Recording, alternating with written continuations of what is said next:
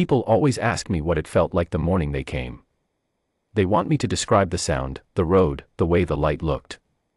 And I can do that. I have turned that morning over in my hands for 11 years the way you turn a river stone, smooth now, worn down by handling, but still solid, still real.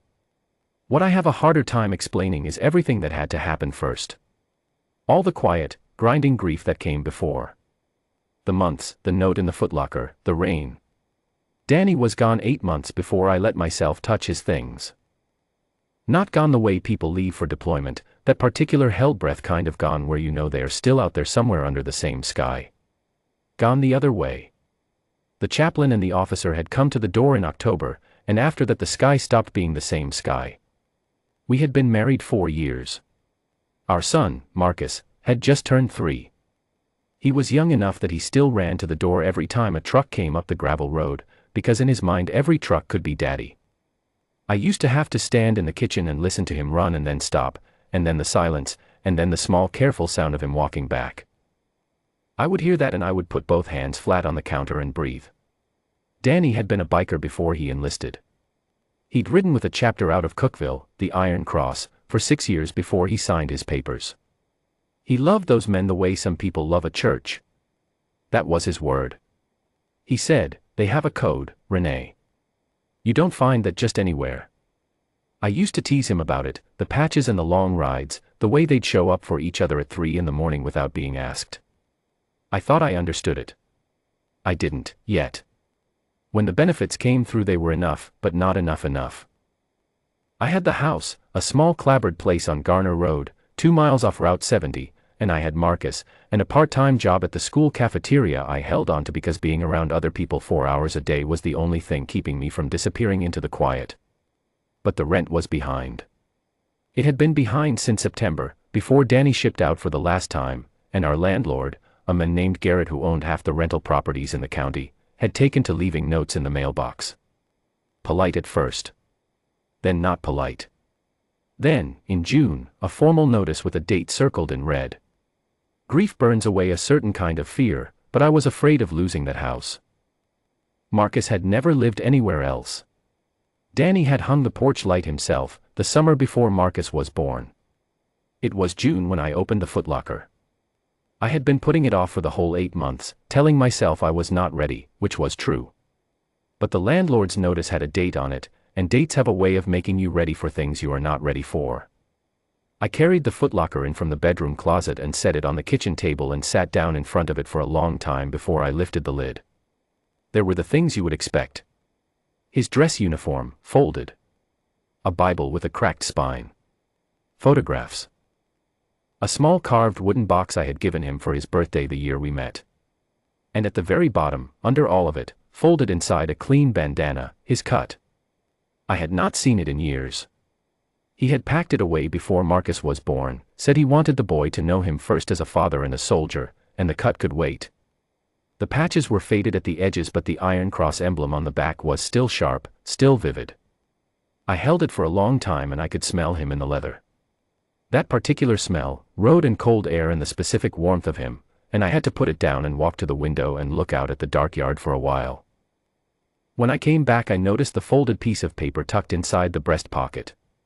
His handwriting. I would know it anywhere, the way he pressed hard on the pen, the letters leaning slightly to the right.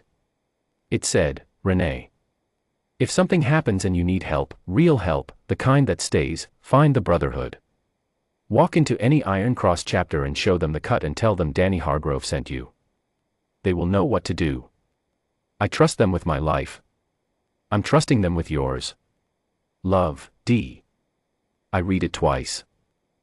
Then I sat down on the kitchen floor with the cut in my lap and the letter in my hand and I cried in a way I had not cried since October, deep and total, coming from somewhere below language. Marcus was asleep in the next room. Outside, the slow persistent Tennessee summer rain had started, the kind that turns gravel roads soft and smells like mud and green things. I did not sleep that night. In the morning I put Marcus with my neighbor Helen and I drove the cut and the letter down Route 70 to the Crossroads Diner, where I had seen motorcycles parked 100 times over the years. I did not have a plan exactly. I had a piece of paper in my husband's handwriting and a dead man's faith, and I figured that would have to be enough. There was one rider at the counter. Just one, a big man in his 50s with a gray beard and a worn leather vest, eating eggs and reading a folded newspaper. His cut had a different patch on the back, not Iron Cross, something I didn't recognize, but I walked up and sat down 2 stools away and I ordered coffee I didn't drink, and after a while I picked up Danny's cut and the letter and I slid them across the counter toward him without a word. He looked at them. He looked at me. "My husband wrote that," I said. "He died in October. His name was Danny Hargrove.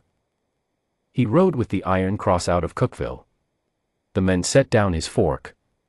He unfolded the letter and read it. He turned the cut over and looked at the patches for a long time, the way you look at something when you are reading a language you know. "How far behind are you?" he said. I told him. The number embarrassed me. He did not blink. He picked up his phone and made a call.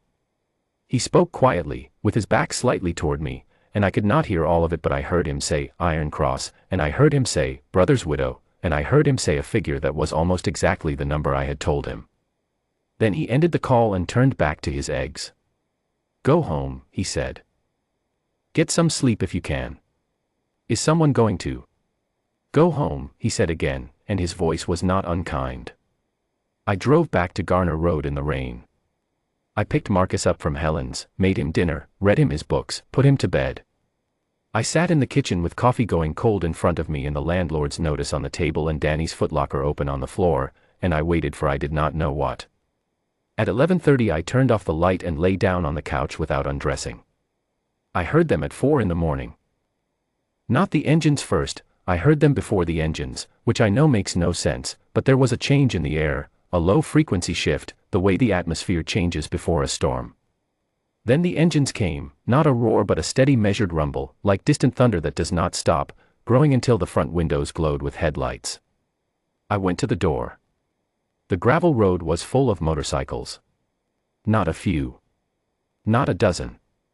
From the porch I could see them stretching back toward Route 70 in a column, headlights cutting through the last of the rain, engines settling to an idle.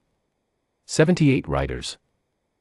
I did not count them then, I counted later, from the photographs that someone took and sent me, the ones I still have in an envelope in the kitchen drawer.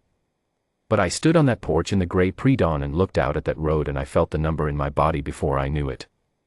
A man came up the porch steps. He was not the man from the diner. He was younger, lean, with a road captain's patch on his vest and the Iron Cross on his back, and he took off his helmet when he reached the top step and held it against his side. "You're Danny Hargrove's wife," he said. "I am," I said. "We rode with him," he said. "Before he signed up. He was a good man." I could not speak. I nodded. "Your landlord was going to send someone out at 8, he said. He is going to think better of that." He was right. I found out later that Garrett's truck turned onto Garner Road just before 6 that morning and turned around again before it reached my mailbox. I do not know what he saw exactly. I know what I saw, which was 78 motorcycles parked on my gravel road in the early morning light, and the riders standing beside them in the particular patient stillness of men who have nowhere else they would rather be. They did more than stand there. By mid-morning the back rent was paid in full, the receipt handed to me in a plain envelope without ceremony. 4 riders fixed the porch step that had been soft since March, and 2 more replaced the kitchen window seal that had leaked all winter. Someone had brought food, and there was a folding table in the yard covered with things I did not have to cook, and Helen came over from next door and sat with the wives and daughters of the riders, and nobody made a fuss about any of it because making a fuss was not the language these people spoke. Marcus had come out onto the porch when he heard the engines. He stood beside me in his pajamas, barefoot on the boards, staring out at the road with his eyes very wide. The road captain came back to the porch mid-morning and crouched down in front of Marcus until they were eye to eye. He said something to my son that I was not close enough to hear. Marcus looked at him very seriously, the way 3-year-olds look at things they are trying to understand. Then Marcus nodded, once, solemnly, the way his father used to nod, and reached out and touched the Iron Cross patch on the man's vest with one small finger. I had to go inside after that. I stood in the kitchen with my back to the door and let myself cry, quietly, for just a minute, and then I washed my face at the sink and went back out. The last riders left around 2 in the afternoon, in a column, engines settling into that steady rolling sound, and I stood on the porch and watched until the last taillight disappeared around the curve onto Route 70. The gravel road went quiet. The afternoon light lay on the yard soft and ordinary. The receipt was in my hand. Danny had been gone 11 months by then. I thought I understood something about what he had believed in, about what those years of writing and that code he talked about actually meant. But standing on that porch with the receipt in my hand and the ghost of 78 engines still in my ears, I understood it for the first time without words. He had spent 6 years riding with men who showed up. Not with words, not with intentions, who showed up, in force, in the rain, before sunrise, for a woman they had never met, because a brother had asked them to, and a brother's ask, even from the grave, even across all that distance and silence, was enough. That was the promise. Not the words on the paper. The road captain keeping it. The riders on the gravel road at 4 in the morning. The small boy's finger on the patch. Marcus is 14 now. He keeps a photograph on his desk, one he found himself, of Danny in his riding years, young and grinning, leaning against a bike I do not recognize, his cut on and the wind in his hair. He does not remember his father, not really. But he carries something of him, a particular steadiness, a way of looking at people that sees the code underneath the surface, the faith behind the leather. I think about the men at the diner sometimes. I never learned his name. He ate his eggs, made one phone call, and sent me home, and by 4 in the morning a column of riders was on my gravel road. One call spreading outward through the night while I lay on the couch, men rising in the dark and pulling on their vests, rolling their bikes out into the pre-dawn hours. For a woman they had never met. For a boy who could not say his father's name clearly. For a dead man's faith in a note tucked into a folded bandana. That is the thing about men with a code. When the moment comes, it does not calculate. It does not weigh the inconvenience or the distance or the hour. It simply answers. 78 times over, it simply answers. I keep the cut hanging by the front door now. Not in the footlocker, by the door, where the morning light hits the patches first thing, where Marcus sees it every time he goes in or out. I want him to know what it stands for. Not the leather, not the patches, but what lives behind them.